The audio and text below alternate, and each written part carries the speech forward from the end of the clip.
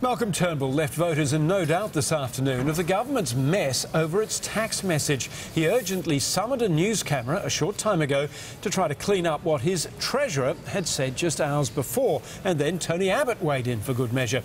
Adam Todd joins us from Canberra. Adam, in the middle of all of this, they're once again talking up a snap election. Are they serious? Well, Hugh, it still seems unlikely we'll see an election in the first half of this year, but July is certainly looking a possibility.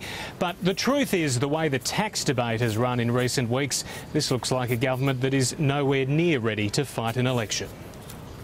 Interviews with the Treasurer are venturing into some strange places. I can sell them a fantasy or whatever you want to call it.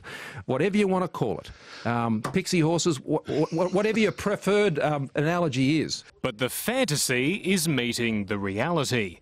This is a Treasurer with very little to sell. What you're looking for is a silver bullet, Neil.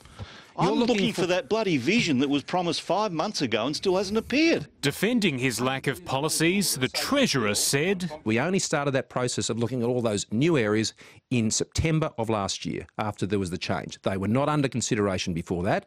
That offended Tony Abbott, who issued a statement saying it is simply not true that the government only started looking at tax issues last September, prompting the Treasurer to say his comments weren't meant to be a criticism of Mr Abbott or Joe Hockey, but a statement of chronology. Clearly concerned the tax debate is now hurtling out of control, the Prime Minister called a snap media conference late this afternoon and attempted to shift the focus back onto Labor and its negative gearing policy. Every homeowner in Australia has a lot to fear from Bill Shorten. Bill Shorten's policy is calculated to reduce the value of your home. His policies will make your home worth less. Fighting words amid speculation the government is now seriously considering an earlier election. Well, why don't you just double disillusion then? Get on with it. Well, that's an option. That is a live option. Of course it is. Of course, before that happens, the government better sort out its tax policies.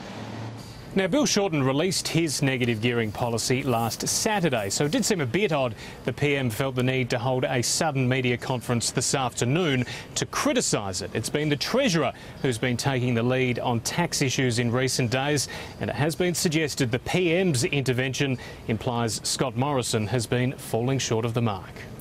All very messy. Adam Todd, thank you.